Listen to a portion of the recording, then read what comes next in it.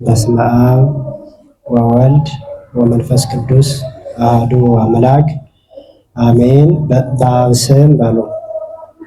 በአብ ስም በወልድ ስም በመንፈስ ቅዱስ ስም በአንድ አምላክ እናምናለን፣ ሰይጣንን እንክዳለን።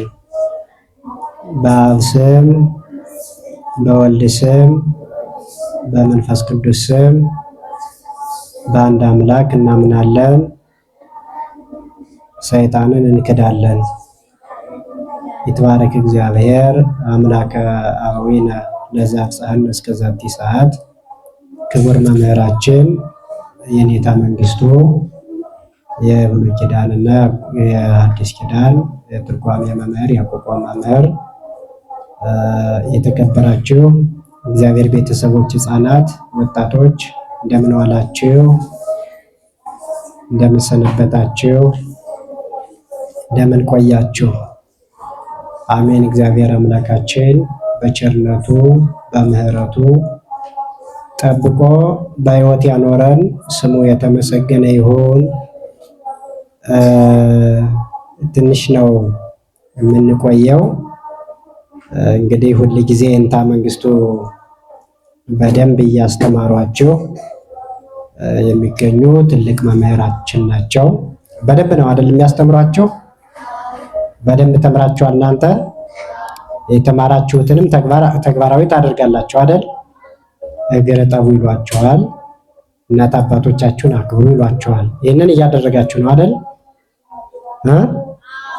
በደንብ እያጠናችሁ በደንብ ተግባራዊ እያደረጋችሁት ነው የተማራችሁትን። በጣም ጥሩ። ይህንን እየነገሩን ነበርና የተማራችሁትን ተግባራዊ ማድረግ አለባችሁ። እና ዛሬ የምንመማርበት የትምህርታችን ርዕስ የሚሆነው ምክረ ዘንገብር፣ የምናደርገውን ነገር ምከሩ በሚል ርዕስ እንነጋገራለን። የምናደርገውን ነገር የምናደርገውን ምክር ምከሩ እስቲ በሉ። የምናደርገውን ነገር ምከሩ። በዚህ ነው የምንነጋገረው። ኃይለ ቃሉን የምናገኘው ነገሥት አንደኛ ነገሥት ምዕራፍ 16 ከቁጥር 20 ላይ ይሆናል። አጠቃላይ ሁሉን ምዕራፉን እናንበው። ይህንን የተናገረው አቤሴሎም የሚባል የዳዊት ልጅ ነበር። ማን የሚባል አልኳችሁ? ማን የሚባል ነው አልኳችሁ? አቤሴሎም የሚባል የማን ልጅ ነበር? የዳዊት ልጅ ነበር። አቤሴሎም የሚባል የዳዊት ልጅ ነበረ። የዳዊት አቤሴሎም የሚባል ልጅ ነበረው እና ሽማግሌዎችን ሰበሰበ፣ ሊቃነ ካህናቱን ሰበሰበ፣ ወጣቱንም ሰበሰበና በዚህ ዘመን እኔ ማድረግ ያለብኝ ነገር ምንድን ነው? ሌላው ሰራዊቱስ ማድረግ ያለበት ነገር ምንድን ነው? ሽማግሌዎች ማድረግ ያለባቸው ነገር ምንድን ነው? ወጣቱስ ማድረግ ያለበትና መከተል ያለበት ነገር ምንድን ነው? ሕፃናቱ ማድረግ ያለባቸው ነገር ምንድን ነው? የምናደርገውን ነገር ምከሩ ብሎ ሽማግሌዎችን ሁሉ ሰብስቦ የምናደርገው ነገር ምን መሆን እንዳለበት ተናገሩ፣ ምከሩ፣ መምከር አለባችሁ፣ መገሰጽ ማስተማር አለባችሁ ብሎ ይናገራል ማለት ነው። እንግዲህ ሽማግሌዎችን ሰብስቦ ነው ምን ማድረግ እንዳለብን መምከር፣ መናገር፣ ማስተማር፣ መገሰጽ አለባችሁ ብሎ ይናገራል። ምክንያቱም ሽማግሌዎች ሕፃናትን መምከር አለባቸው አይደለ? መምህራኑ ወጣቶችን፣ ሽማግሌዎችን፣ ሕፃናቱን መምከር ማስተማር አለባቸው አይደለ? ሕፃናቱም ደግሞ እናቶቻቸውን፣ አባቶቻቸውን፣ የበላይ ወንድሞቻቸውን፣ የበታች እህቶቻቸውን፣ ወንድሞቻቸውን ምን ማለት አለባቸው? መምከር ስላለባቸው ማለት ነው። እና አቤሴሎም የሚገባውን ምክር ምከሩ ብሏል። የሚገባውን ምክር ምከሩ አለና ከዛ ሽማግሌዎች እና አኪጦፌል የሚባል አንድ ሽማግሌ ነበር። ለአቤሴሎምም የሚጠቅም ነገር አልመከረውም። ለሽማግሌዎችም ለወጣቶችም የሚረባ የሚሆን ነገር አልመከራቸውም ማለት ነው። ከዛ ምክሩ ጥሩ እንዳልሆነ ሲያውቅ በመከረው ምክር ተጨንቆ ሄዶ አኪጦፌል ታንቆ ሞተ ነው የሚለው። ገብቷቸዋል? ክፉ የመከረ ሰው አሟሟቱ መጥፎ ነው የሚሆነው። ክፉ ያሰበ ሰው አስተሳሰቡ በጎ ያልሆነ ክፉ የሆነ ሰው ነገ ከነገ በኋላ የሚገጥመው በጣም ከባድ ነው ማለት ነው። ስለዚህ እናንተ ለጓደኞቻችሁ፣ ለቤተሰቦቻችሁ፣ ለእህት ለወንድሞቻችሁ ምን ማድረግ አለባችሁ? መምከር፣ በጎ ነገር ማሰብ አለባችሁ ማለት ነው። እንዲህ ከሆናችሁ እናንተ ታላላቅ ልጆቹ ናችሁ፣ ታላላቅ የመንግስት ሰራተኞቹ ናችሁ። ቤተሰቦቻችሁን የምትረዱ፣ ቤተክርስቲያንን የምትረዱ፣ ሰውን የምትወዱ፣ የተጣላ የምታስታርቁ ትሆናላችሁ ማለት ነው። ገብቷችኋል? ክፉ የምታስቡ ከሆነ ግን ክፉ የሚያስብ ሰው ማደግ አይችልም። አሁን ክፉ ማሰብ ማለት እናት አባት ሲያዝዘው አይሆንም እኔ ይህንን አላደርግም ማለት ክፉ ማሰብ ነው። በእናት በአባት ላይ ደግሞ ክፉ ማሰብ ተገቢ አይደለም ማለት ነው። አቤሴሎም በአባቱ በዳዊት ላይ ክፉ አስቦ ነበር። ዳዊት ልጁ አቤሴሎምን የሚመክረው ጥሩ ልጅ እንዲሆንለት፣ እንዲያድግለት፣ የአባቱን ትእዛዝ የእናቱን ትእዛዝ እንዲቀበል፣ እንዲሰማ፣ ኋላ የአባቱን መንግስት እንዲይዝ ነበር። ግን አቤሴሎም የአባቱን ትእዛዝ አይሰማም ነበርና በአቋራጭ አባቱን አጥፍቶ የአባቱን ተከታዮችን ሁሉ ከአባቱ ነጥሎ የአባቱን መንግስት መውረስ ነበር የሚፈልገው። ያውታቸዋል። የአባቱን ትእዛዝ ሙሉ ለሙሉ አይቀበልም፣ ከመቀበልም አልፎ ይቃወም ነበር ነው የሚለውና ከዛ እንዲህ በመቃወም ላይ እንዳለ መካሪዎችን ሰበሰቡና ምከሩ አሏቸው። ከዛ በኋላ ይሄ ክፉ የሚመክር ሰው አለና አኪጦፌል የሚባለው ክፉ ሰው ዳዊትን አሳደው፣ ዳዊትን የሚከተለውን ሁሉ አሳደው፣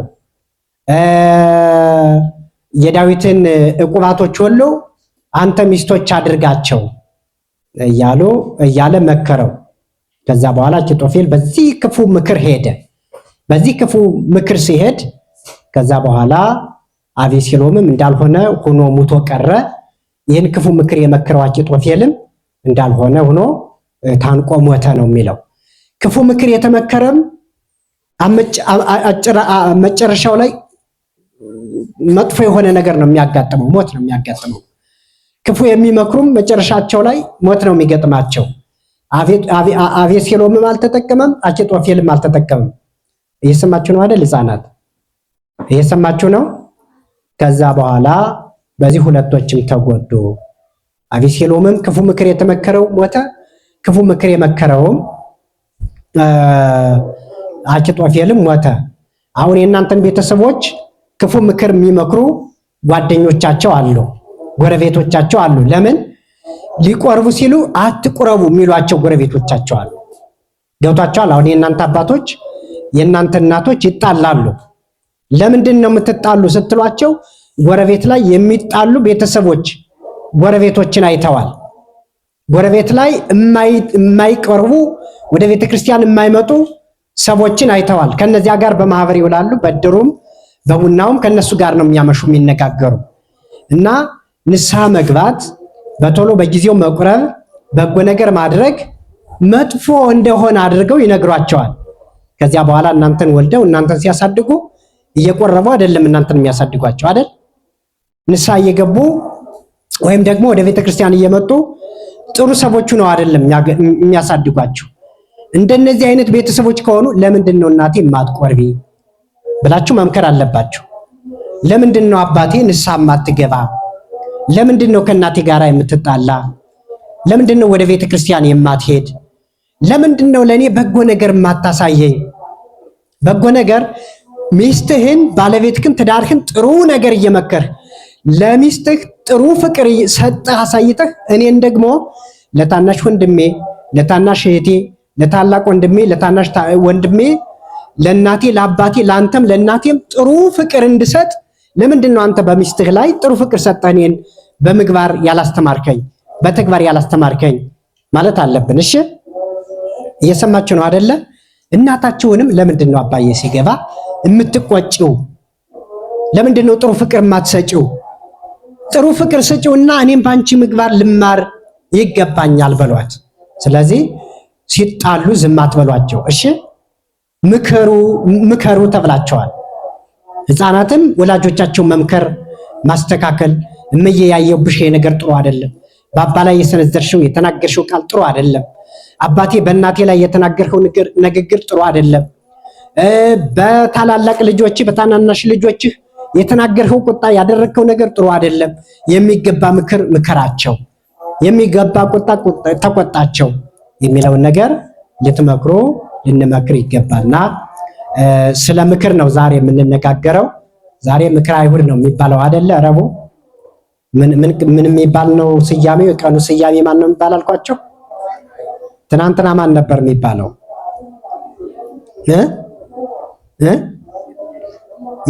የጥያቄ ቀን። ዛሬስ ደግሞ ምንድን ነው የሚባለው? ምክረ አይሁድ። አይሁድ ምን ያሉበት ቀን ነው? በማን ነው የመከሩ? በማን ነው የመከሩ? በኢየሱስ ክርስቶስ ላይ ምን እናድርገው ብለው እንስቀለው ብለው። ግን ኢየሱስ ክርስቶስ የሚሰቀል ሰው ነበር በአይሁድ ሊያድናቸው ነው አይደል የመጣ? ሊያስተምራቸው ነው አይደል የመጣ? መድኃኒት ይዞላቸው ነው የመጣ። የተራቡትን ሊያጠግብ ነው የመጣ። የሞቱትን ሊያስነሳ ነው የመጣ። የታመሙትን ሊፈውስ ነው የመጣ። ታዲያ እንዲህ ያለ ውለታ ይዞ የመጣውን ሰው መግደል መስቀል ይገባል? ይገባል አይገባም? ይኸውላችሁ አይሁድ ጌታን የሰቀሉት የሚመክሩ ሕፃናትን ስላልወለዱ ነው። ገብቷቸዋል? አይሁድ ልጆችን ወልደው በሜዳው ተበትነው ያደጉ ነገር እግዚአብሔርን ያላወቁ ስለነበሩ እንጂ ጌታን ሊሰቅሉ በቤት ሲመካከሩ፣ በእድር ሲመካከሩ፣ በማህበር ሲመካከሩ፣ ቤተ መቅደስ ሲመካከሩ ልጆቻቸው ቢኖሩ አይተው መድኃኒት ይዞ የመጣው መድኃኒትን ለምን ትሰቅላላችሁ? በዚያውስ ላይ ክፉ መምከር ክፉ ማድረግ ጥሩ ነው ወይ ይሏቸው ነበር ልጆች። እና ልጆች በቤተ ክርስቲያን ስላላደጉ የእግዚአብሔርን ቃል ስላልተማሩ ሊመክሯቸው አልቻሉም፣ ሊያስተምሯቸው አልቻሉም፣ ተው ሊሏቸው አልቻሉም። ከዚያ ጌታን ሰቀሉት፣ በመርገም ኖሩ፣ እነሱም ጠፉ። ጌታ ኢየሱስ ክርስቶስ ግን በራሱ ጊዜ ፈቃዱ ስለነበረ መሰቀል፣ መገረፍ፣ መሞት፣ መሰደድ በፈቃዱ እነሱ መሰላቸው እንጂ በራሱ ፈቃድ የእነሱን ግርፋት ፈቃዱ አድርጎ ተቀብሎ መስቀላቸውን የራሱ ፈቃድ አድርጎ ተቀብሎ ሞቶ አንድ ጊዜ ሰውን አድኗል ማለት ነው። እና ልጆች ማስተማር መምከር ቢችሉ ኖሮ የአይሁድ ልጆች በቤተ ክርስቲያን በቤተ መቅደስ የእግዚአብሔርን ቃል ተምረው በጎውን ነገር ሰምተው ቢያድጉ ኖሮ ወላጆቻቸውን ጌታ እንዳይሰቅሉ መከልከል ይችሉ ነበር። ግን አልተማሩም። እናንተ ደግሞ እየተማራችሁ ነው አይደል ያደጋችሁ? ክፉ ሲመክሩ ክፉ ሲነጋገሩ አይ ይሄ አይገባም እንድትሏቸው ነው። እና አቤሴሎም ክፉ መክሮ ክፉ ምክር ሰምቶ ሙቷል። የክፉ ምክር ቃል ሰምቶ ሙቷል። ክፉ የመከረው አኪጦፌል ሙቷል። አይሁድም ክፉ መክረው ሙተዋል። በመርገም ነው ልጆቻቸውም የሚኖሩ እስከዛሬው ድረስ ሳይጠቀሙ ነው የቀሩ። ስለዚህ እኛ ክፉ መምከር የለብንም። ክፉ የሚመክሩ ሰዎችንም ተው ካላል ክፉ እንደመከርን ነው የሚቆጠረው። ገብቷቸዋል? ክፉ እንደመከርን ነው የሚቆጠረው። እና እንግዲህ በዛሬው ዕለት ወደ አይሁድ ስንሄድ እንስቀለው ብለው ነው የተማከሩት። ምክር የጀመሩ መቼ ነው? አይሁድ ጌታን ለመስቀል መቼ ነው ምክር የጀመሩት? መቼ ነው የጀመሩት? ሰኞ ጀመሩ። ሰኞ ምክሩ አልተቋጨላቸውም፣ እንዳልሆኑ በሐሳብ እንዳልሆኑ። ማክሰኞም ዋሉ በሐሳብ እንዳልሆኑ።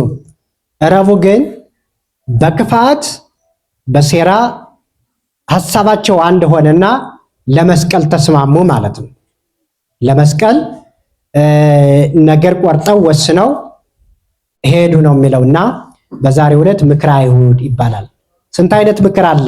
እንደው እናንተ ካያችሁት አንፃር ስንት አይነት ምክር ምን ጥሩና መጥፎ። አዎ አሁን ሰይጣናዊ ምክር፣ ቤተሰባዊ ወይም ደግሞ ስጋዊ ምክር፣ መንፈሳዊ ምክር አለ። አይሁድ የመከሩት ሰይጣናዊው ምክር ነው። ስጋዊ ምክር የሚባለው ቤተሰብ ልጆቹን ለማሳደግ የሚመካከረው ምክር፣ ልጆቻችን ወደ ቤተክርስቲያን እንስደድ፣ ይህንን ሰርተን እንዲያልተን እንዲያልብሰን እናሳድግ የሚለው ስጋዊ ምክክር ነው ማለት ነው። ጥሩ ነው። መንፈሳዊ ምክር ደግሞ መንፈሳዊ ምክር ሕፃናት የተማሩትን ደገፉ፣ የተማሩትን ሁሉ ተግባራዊ ሊያደርጉ አልቻሉም፣ መናፍቃን በአውደ ምሕረቱ ሰለጠኑ ብሎ በዚህ ምን ማድረግ አለብን ብሎ መመካከር፣ ይሄ መንፈሳዊ ምክር ነው እና አይሁድ ሰይጣናዊ ምክር ነው የመከሩት። ሰይጣናዊ አሰቡና ሰይጣናዊ ምክር መከሩት እንስቀለው ብለው። ከዛ በኋላ መከሩ፣ ሊሰቅሉት በዛሬው ዕለት ወሰኑ።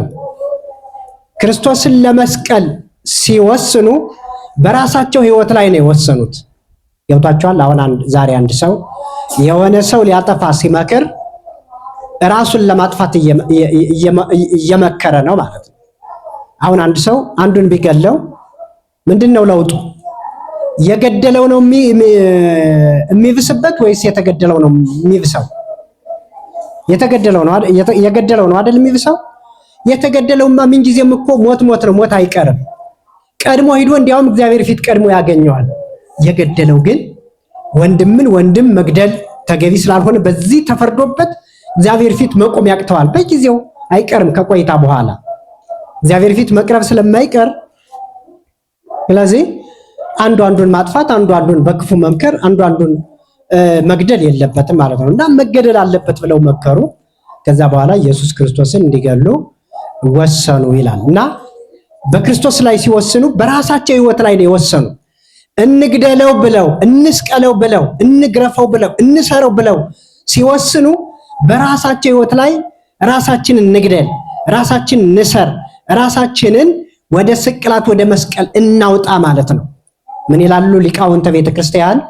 ሰይጣን አለ ሰይጣን ያ ክርስቶስን በአይሁድ ላይ አድሮ ሲያሰቅለው ክርስቶስ የተሰቀለበት መስቀል ሰይጣን የሚሰቀልበት መሆኑን ቢያውቅ ኖሮ በአይሁድ ላይ አድሮ አይሁድን ክፉ ምክር አስመክሮ በክርስቶስ ላይ ይሄንን ውሳኔ ወይም ደግሞ እንዲያስገድለው ባላደረገም ነበር። ያ መስቀል የክርስቶስ መሰቀል፣ የክርስቶስ መሞት፣ የምዕመናን ድህነት፣ የአጋንንት የሰይጣን ሞት መሆኑን ስላላወቀ ክርስቶስን በአይሁድ ላይ አድሮ አሰቀለው ይላል። አሁን ብዙ ሰው የሚመክር በሰው ላይ ክፉ መጥፎ ነገር የሚመክረው ያ ክፉ ምክሩ በሱ ላይ ቀድሞ እንደሚደርስ ስለማያውቅ ነው። በጎ ሰዎች፣ በቤተ ክርስቲያን ያደጉ ሰዎች ሰውን ለማጥፋት ክፉ ነገር አያደርጉም ማለት ነው። ገብቷቸዋል። ለምንድን ነው ገሌ እንዲህ ያደረገኝ፣ እችን ጎረቤትሽ እንዲህ ሳላጠፋት ሲሉ እናቶቻችሁ፣ ቤተሰቦቻችሁ፣ ወላጆቻችሁ አይ እንዲህ አይመከርም፣ እንዲህ ብለሽ ያሰብሽው ሐሳብ መጀመሪያ አንቺ ላይ ነው የሚፈጸም፣ መጀመሪያ አንተ ላይ ነው የሚፈጸም ብላችሁ ወላጆቻችሁን ከዛሬ ጀምራችሁ ታስተምራላችሁ አይደል? እንዲህ በሏቸውና ክርስቶስን ለመስቀል የመከሩት ምክር ራሳቸውን ነው የሰቀላቸው ማለት ነው። ምንድነው አበው ሊቃውንት የሚሉት ነገር ምንድነው? ክርስቶስ አጋንንት ሰይጣን በክርስቶስ ላይ ሲመክር የ5500 ዘመን በአዳምና በልጅ ልጆቹ የመከረው ምክር ዋጋ ቢስ ሆነበት ነው የሚለው። ገብቷቸዋል። አዳምን ከነ ልጅ ልጆቹ ሳለ በሕይወቱ ከሞተ በኋላ ደግሞ በመቃብር ስጋውን ተቆራይቼ ነፍሱንም በሲኦል ተቆራይቼ እኖራለሁ ብሎ መክሮ ይኖር ነበር። 5500 ዘመን የመከረውን ምክር በክርስቶስ ላይ አይሁድ ሲመክሩ ሰይጣን በአይሁድ ላይ አድሮ አይሁድ ደግሞ በክፋታቸውና የሰይጣንን ሐሳብ መነሻ አድርገው በክርስቶስ ላይ ሲወስኑ ይህንን ምክር ሲመክሩ 5500 ዘመን የደከሙበት የአጋንንት ምክር ተበጣጠሰባቸው፣ ተበታተነባቸው። 5000 ዘመን የተሰባሰቡበት አንድ ደቂቃ ተሰባስበው እንዳልተነጋገሩበት ሆነ፣ ጠፋባቸው ይላል። ገብቷቸዋል? እንደዚህ ነው የሚሆነውና ዛሬ አይሁድ ክርስቶስን ለመስቀል የወሰኑበት ቀን ዕለተ ድህነትም ይባላል። ምክረ አይሁድ ይባላል አንደኛ። በሁለተኛ ደረጃ ዕለተ ድህነት ክርስቶስ ሲሰቀል ድህነት ይገኛል ማለት ነው። ዕለተ ድህነትም ይባላል ወይም ደግሞ ስቅለተ ህሊና ይባላል። በሶስተኛ ደረጃ ምክረ አይሁድ፣ ዕለተ ድህነት፣ ስቅለተ ህሊና በህሊናቸው የሰቀሉት በዛሬው ቀን ስለሆነ ምክረ አይሁድ፣ ስቅለተ ህሊና እንደዚህ ይባላል። አበዛውኝ አይደል? እሺ። እና ዛሬ አይሁድ የመከሩበት ምክር ነውና እንደ አይሁድ ክፉ ምክር መክረው ቤተሰቦቻችን እንዳይጠፉ መንገር ማስተማር ይገባል። አይ እናቴ ይሄንን አድርጊ፣ አባቴ ይሄንን አድርጊ የሚለውን እናንተም ከጎረቤቶቻችሁ ልጆች ጋራ ቤተክርስቲያን የማይመጡ ልጆች አሉ አይደለ? ቤተክርስቲያን አንሄድ ምን ታደርጋላችሁ? ሁሌ እዚያ ዛሬ ኳስ ሜዳ የተጫወትነው ጨዋታ፣ ዛሬ እንደዚህ አይነት ጨዋታ ተጫውተናል፣ ቃቃ ተጫውተናል፣ እንደዚህ አይነት ጨዋታ ቀርተ መጫወት አለብህ ካሏችሁ ምን እያሏችሁ ነው? በእነዚህ ህፃናት በጓደኞቻቸው ላይ ማን አድሯል ማለት ነው? ሰይጣን አድሮ እናንተን ለማስቀረት በጓደኞቻችሁ ላይ አድሮ እየመከራችሁ ነው። ስለዚህ አይ እንቅር ማለት አይገባም። ኳስ ሜዳ ሂደህ ተጫውተህ የምታመጣው ትርፍ የለም። እኛ ግን የእግዚአብሔርን ቃል ሰምተን ከእግዚአብሔር ጋር ተነጋግረን መጸለይ፣ ጸሎት ማድረግ ከእግዚአብሔር ጋር መነጋገር ስለሆነ ከሱ ጋር ተነጋግረን እንመጣለን። ለወላጆቻችንም ምክር ትምህርት ይዘን እንመጣለን። ወላጆቻችን ሲጣሉ እንመክራቸዋለን፣ ተው እንላቸዋለን። አንተ ግን ወላጆች ቢጣሉ እስከ መፋታት ይደርሳሉ። መክረ ማስተካከል አትችልም። የኔ ቤተሰቦች ወላጆች ቢጣሉ ግን መክሬ ተይ እንጂ እናቴ፣ ተው እንጂ እናቴ፣ አባቴ ብዬ ማስተካከል እችላለሁ። ማስተካከሉን ይህንን ማመጣው የምመክርበትን ሐሳብ ማመጣው ከቤተ ክርስቲያን ነው። ስለዚህ ወደ ቤተ ክርስቲያን መሄድ ነው ያለብን እንጂ ወደ ኳስ ሜዳ መሄድ የለብንም የሚለውን ነገር እናንተ ጓደኞቻቸውን እህት ወንድሞቻቸውን ልትመክሩ የግድ ነው ማለት ነው። እና በዚህ ከቀጠል በዚህ ከሄድ የመምህራችንን ቃል ምን አድርገናል ማለት ነው? ምን አድርገናል? ተግባራዊ አድርገናል፣ ሰምተናል። እስመ አፍቅሮ መምህር አፍቅሮ ርዕስ ውእቱ። መምህርን መውደድ ራስን መውደድ ነው። ምን አልኳችሁ?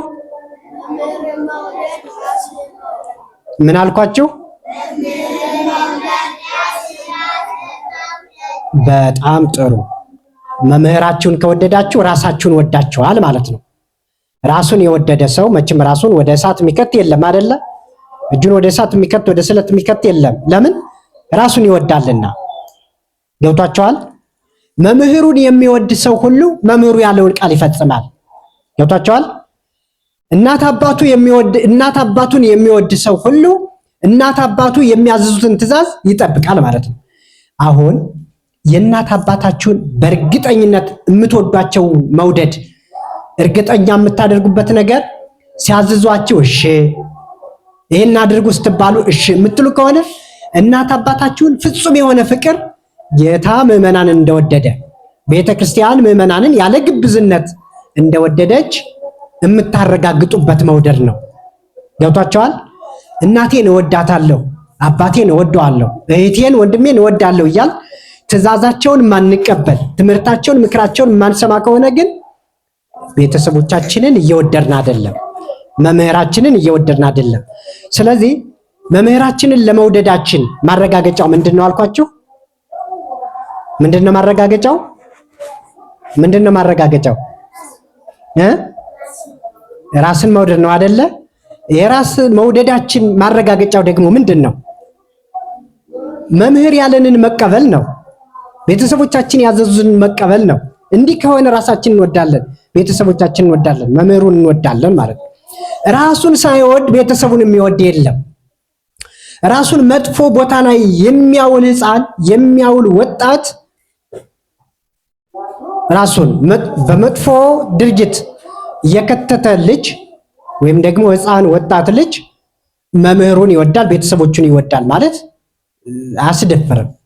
መጀመሪያ አንድ ሰው ራሱን ከዚህ ከመጥፎ ድርጊት፣ ከመጥፎ ግብር፣ ከመጥፎ ስራ ማውጣት አለበት ማለት ነው። ከዛ በኋላ መምህሩን ይወዳል፣ ስርዓተ ቤተክርስቲያንን ይወዳል፣ ቃለ እግዚአብሔርን ይወዳል፣ የመጽሐፍ ቅዱስን ሐሳብ ይወዳል፣ ቅድስናውን ይወዳል፣ ንጽህናን ይወዳል፣ መንጻት ይፈልጋል፣ ቅዱስ መሆን ይፈልጋል፣ በጎ ነገር መሆን ይፈልጋል፣ በጎ ነገር ለመምከር ይፈልጋል ማለት ነው።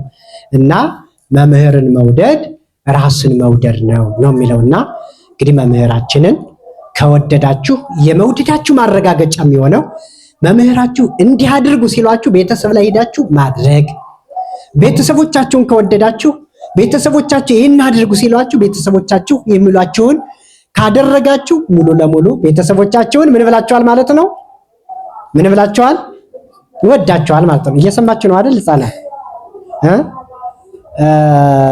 አንድ ህፃን ነበር ይባላል እና የህፃን አባቱ ተማር ነው የሚለው ሁሉ ጊዜ እና እሱ ደግሞ የአባቱን ቃል መቀበል ይደብረዋል፣ ብዙም ደስ አይለውም ነው። ከዛ አንድ ቀን ይሄር ትምህርት ብሎ ሻንጣውን አስይዞ ደብተሩን አስይዞ እስክሪብቶን አስይዞ ይሰደዋል ወደ ትምህርት ቤት። ከዛ በኋላ ተገፍቶ ነው የመጣው። አሁን እናንተ ግድ ካልተማራችሁ ተብላችሁ ነው የመጣችሁ ወይስ መማር አለብን ብላችሁ ነው የመጣችሁ? አይደለ?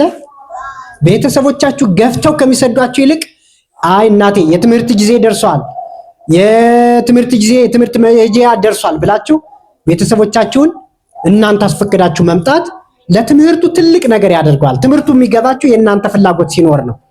የቤተሰብ ፍላጎት ብቻ ከሆነ ግን ትምህርቱ አይገባም። ገብቷችኋል?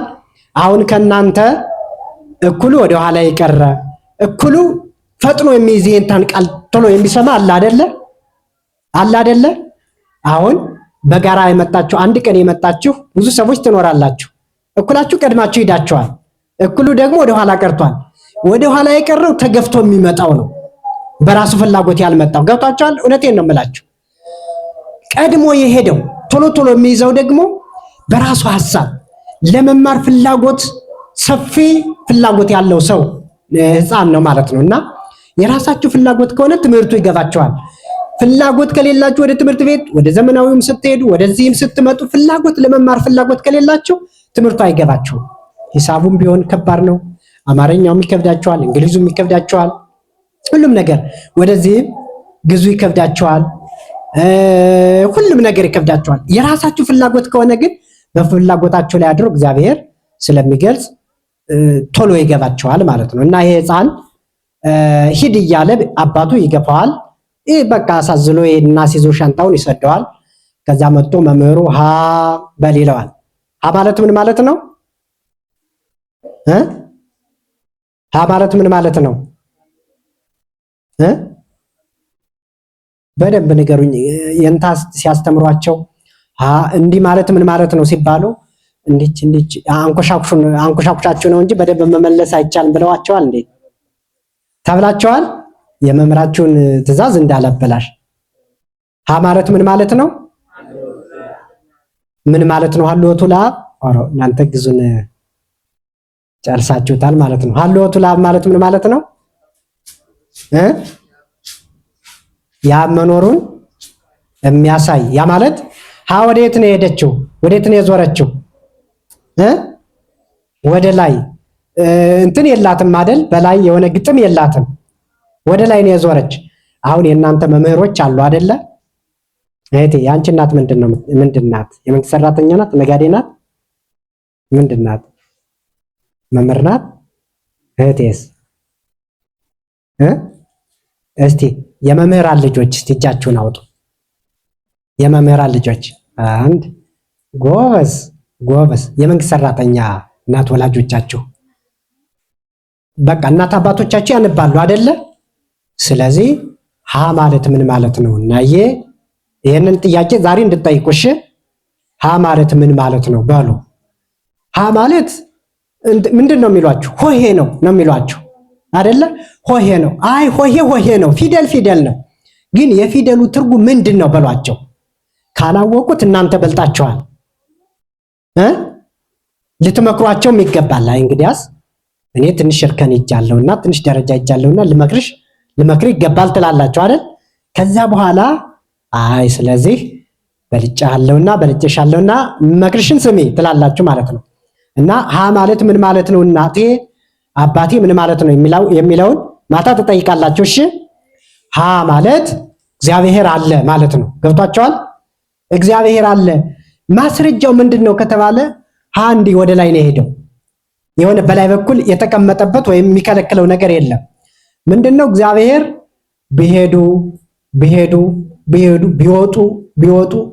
ቢወጡ አይመረመርም አይደረስበትም ማለት ነው። አለ ስንል ግን እዚህ ቦታ ነው ማለት አይቻልም። ስለዚህ እንዲህ ክፍት ሆኖ ዝም ብሎ መድረሻ እንደሌለ ሁሉ የእግዚአብሔርም መድረሻው አይታወቅም ነው። ገብቷቸዋል? ይሄንን ቤተሰቦቻቸውን ልትጠይቋቸው ይገባልና ምን ማለት ነው ታዲያ? ሀን ፊደሉን አውቀሽ ሆሄውን አውቀሽ ትርጉሙን ብታስተምሪኝ እኮ መምህሩ ብቻ እየደከመ ባልቀረም ነበር። ከመምህሩ የተረፈውን አንቺ ብታስተምሪ፣ አንተ ብታስተምረኝ፣ ልጆቻችሁን ሁሉ ብታስተምሩ ነገ እኛ ልጆቻችሁ ጥሩ ሰዎችን ሆን ነበር። ግን መምህሩ ለተወሰነ ደቂቃ ለብዙ ተማሪ ያስተምራል። እኛም ትንሽ ደክመን እንመጣለን። እዚህ ስንመጣ እንረሳዋለን። ስለዚህ ናዬ፣ እማዬ፣ አባዬ እናንተም እንደኔ ፊደሉን ትርጉሙን ልትማሩ ይገባል። ተምራችሁ እኔንም የቀሩ ልጆቻችሁንም ልታስተምሩ ይገባል የሚለውን ልትመክሯቸው ይገባል ማለት ነውና የምንመክረውን ነገር የምናደርገውን ነገር ምከሩ ይላል። ጓደኞቻችሁ የሚያደርጉትን ትመክራላችሁ አይደለ? ወደ ትምህርት ቤት እንዲመጡ ወላጆቻችሁ የሚያደርጉትን ነገር ትመክራላችሁ፣ ራሳችሁንም ትመክራላችሁ ማለት ነው። ስለዚህ ያው በደንብ እየተማራችሁ ነው፣ በደንብ እየተከታተላችሁ ነው። የቤተሰቦቻችሁን ምክርና ሐሳብ መስማት፣ የመምህራችንን የእንታ መንግስቱን ምክር ሐሳብ መቀበል። በነገራችን ላይ አሁን በምድር ላይ አንድ ነገር ልንገራችሁ፣ እውነቴን ነው የምላችሁ። በተለይ ወጣቶች አላችሁ። አሁን እኔ አንድ ቦታ ላይ የማገለግል ሰው ነኝ። የተለያዩ ቦታዎች የተለያዩ መምህራን፣ የተለያዩ ሊቃውንት፣ የተለያዩ አገልጋዮች በየቦታው ተቀጥረው ያገለግላሉ። ሌትም ቀንም ደፋ ቀና ብለው የሚያገለግሉ አገልጋዮች አሉ። አገልግሎታቸው ቢሰፈር ግን የእንታ መንግስቱን እንደው ምን የሩብ አይሆንም። ምክንያቱም እሳቸው የሚገባ አገልግሎት ላይ ህፃናት ላይ ነው እየሰሩ ያሉት። አሁን ወጣቱ ላይ ብንሰራ፣ ሽማግሌዎች ላይ ብንሰራ፣ አብነት ትምህርት ቤት ላይ ብንሰራ፣ ካህናት ማሰልጠኛ ላይ ቢሰራ፣ ሌላ ቦታ ላይም እንደዚያ ቢሆን ያከደከመ ሌላ መስመር ከሄደ በኋላ ነው። በስሜት ይሰማል፣ ከሄደ በኋላ ይገድፋል። እናንተ ላይ መስራት ግን በጣም ትልቅ ነው። ደግሞም የእናንተን ሐሳብ ሁሉ ጊዜ እናንተ ስትጠይቋቸው ለእናንተ ሁሉ መንገር በነገራችን ላይ ድካም ነው። ቅድም እያልኳቸው ነበር። ይሄ በእግዚአብሔር የሚፈጸም እንጂ በእርስዎት ኃይል እንዳልሆነ ግን አንድም ቀን እንዳያስቡ እያልኳቸው ነበር። ገብቷቸዋል?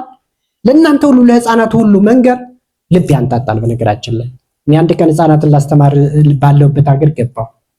ከዛ በዛም ቢጠይቁኝ አይደለም ለነሱ የሆነ ነገር የገደፉትን አስተካክዬ ለመንገር ያጣመሙትን አስተካክዬ ለመንገር ይቅርና መንጫጫቱ ሁሉ በጣም ከብዶኝ ነበር። እውነቴን ነው፣ ቁም ነገር እውነቴን ነው። እና የእንታ የሚያደርጉትን አገልግሎት የትኛውም ትልቅ ሰው ከሚባለው ጀምሮ ለእናንተ ትልቅ ሰው የትኛው ነው? ከላይ ነው። እስቲ እገሌ ትልቅ ነው፣ ጳጳሱ ሊሆን ይችላል፣ ምኑ ሊሆን ይችላል፣ ሰባኪው ሊሆን ይችላል። ከዛ ሁሉ በላይ ነው። እና እናንተን ጸልዩላቸው። ስማቸው ማነው? የክርስትና ስማቸው ማነው? ስማቸው ማነው? ገብረ እግዚአብሔር እያላችሁ ትጸልያላችሁ። ትምህርታቸውንም መያዝ አለባቸው። ይህንታ እንዲህ እየደከሙ የእሳቸውን ትምህርት ካልተቀበልሁ እኮ ይሄ ራሱ መረገም ነው።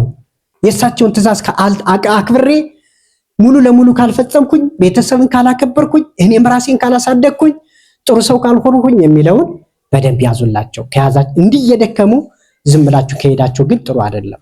ጌታ በአይሁድ ደክሞ ከንቱ ሆነው ነው የቀሩ። ሐዋርያትም በአይሁድ ደክመው ከንቱ ሆነው ነው የቀሩ እና እንደዚህ እንዳንሆን ምክር ልንቀበል ይገባል። የምናደርገውን ነገር ምከሩ። ያስተማረን የመከረን እግዚአብሔር አምላካችን ስሙ። የሕፃኑን ነገር አልጨረስኩም አይደል? ረስቻለሁ፣ ይቅርታ ከመጠቅለሌ በፊት ያ ሕፃንማ አስተምር ተማር ተብሎ ሲሄድ ከዚያ በኋላ መምህሩ እየተገፋ ነው የሄደ ብያቸዋለሁ። ሀበል አለው። እየተገፋ እያለቀሰ ነው የሄደ። እንደው ዝም ብሎ እኔ መማር አልፈልግም ኳስ ሜዳ መዋል ምናምን እያለ እየተቅሸመሸመ ነው የሄደ። እንዲህ እያላችሁ መጣችሁ አታውቁም እናንተ? እንደው ዝም ብላችሁ እንደው ባቤ ራይድ ተምረና ተብላችሁ የሆነ ዳቦ እየጎረሳችሁ እንባቸውን ከዳቦ ጋር እየጎረሳችሁ ሄዳችሁ አታውቁም? ዘመናዊው ሙዚየም መጣችሁ አታውቁም? እንደዚህ አይነት ሕፃን መቼም እንዳይኖር እሺ። ከዚያ እንዲያ የሆነ መጣ።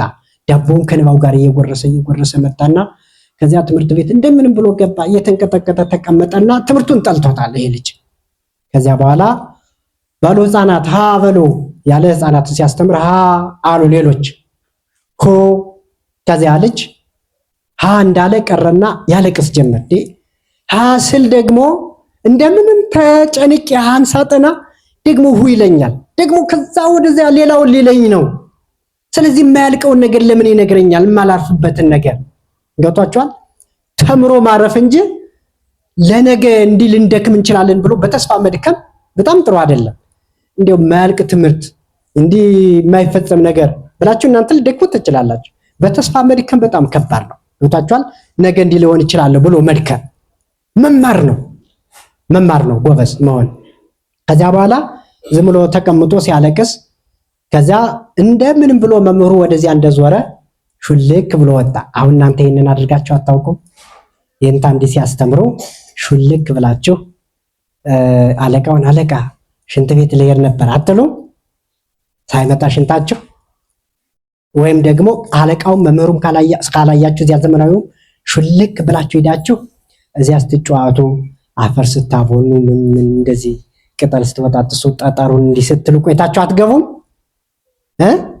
ደካማ ሕፃን እንዲህ ነው የሚያደርግ እና ይሄ እሱን የማይጠቅም ቤተሰቦቹን የማይጠቅም ከንቱ ነው የሚቀር እንደዚህ ያለ ሕፃን።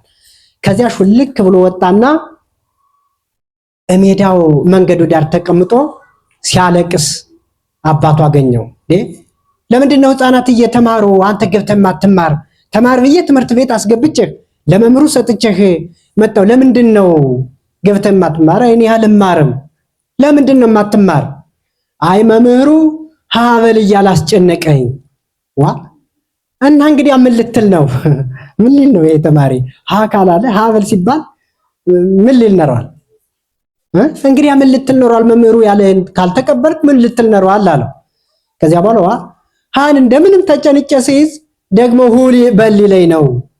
ስለዚህ እንዲህ ብዬ ከምጨነቅ ላያልቅ ትምህርቱ ብዬ ወጥቼ እኔ ልቅሶ ይሻለኛል ብዬ እያለቀስኩ ነው አለ ይላል። አንተ ልጅ መቼም አልተጠቀምክም ብሎ ከዛ በኋላ ልጁን አይ ብትማር ትልቅ ሰው ትሆናለህ፣ ታድጋለህ። እኔ ገፍቼ ስለሰደድኩህ ትምህርቱ ከበደህ። በአንተ ፍላጎት ብትሄድ ኖሮ ግን ትምህርቱ ይቀልህ ነበር ብሎ በሱ ፍላጎት እንዲሄድ በጣም መከረው። ፍላጎት እንዲኖረው አደረገው። ከዛ በኋላ ያ ሕፃን ልጅ በሱ ፍላጎት እንዲመጣ አደረገውና በእርሱ ፍላጎት ሲመጣ ትናንትና ሲነግረው ይመረው የነበረው ቃል እንዲያውም ቀኑ እያነሰው የረፍት ጊዜ ሲሆን ኧረ ብንማር ነው የሚሻል፣ ረፍትም ያስፈልጋል ማለት ጀመረ። አያችሁ፣ በሱ ፍላጎት ሲመጣ። ቀድሞ ግን በአባቱ ፍላጎት ሲመጣ ሀ ለማለት ከብዶት ነው የወጣ። ኋላ 6 ሰዓት ደርሶ ሲወጣ ሲሄዱ የዘመናዊ ትምህርት ስትማሩ ሰዓት አለው አይደል? ኧረ ትንሽ ብንማር ማለት ከቃሉ ጋራ መለያየት አልፈለገም ማለት ነው። ደስ አለው እና በራሱ ፍላጎት ሲመጣ እንዲህ ያለ ጣዕም አገኘ እና እናንተም በራሳችሁ ፍላጎት ስትመጡ እንዲህ ያለ ጣዕም ታገኛላችሁ ነው። ያስተማረን የመከረን እግዚአብሔር አምላካችን ስሙ የተመሰገነ ይሁን። ይቆየን። ዛሬ እንደሄዳችሁ ምንድን ነው የምታደርጉ ቤተሰቦቻችሁ ላይ? የተማራችሁትን ቤተሰቦቻችሁን የምታፍሩ የምትፈሩ የላችሁ? እድ የሚላችሁ አለ የለም አለ? እንዲህ አካላችሁ ምንድን ነው የምታደርጉ እናንተ? አባ እድ ከምትለኝ ለጥያቄ በምን መልኩ ብትመልስልኝ፣ በምን መልኩ ብመልስለት ይሻላል የሚለውን ብታስብ አይሻልም? እድ ስላላችሁ ደንገጥ ብላችሁ እንዳትቀሩ እሺ። ኧረ አባቴ እንዲህ እኮ አይባልም፣ እኛ የተማርነው እንዲህ ነው እሺ። እንዲህ ብላችሁ እንደምንም ተለማምጣችሁ እንዲሁ ፊታቸውንም ስማችሁ ምን ላድርግልሽ፣ ውሃ ልቅዳልሽ፣ እንዲሁ እግርሽን ልጠብ፣ እግር ልጠብ አባዬ፣ ምን ላድርግልህ ብላችሁ እንደምንም ተለማምጣችሁ እንድትጠይቋቸው እንድትመክሯቸው ለማለት ነው። ይቆየን።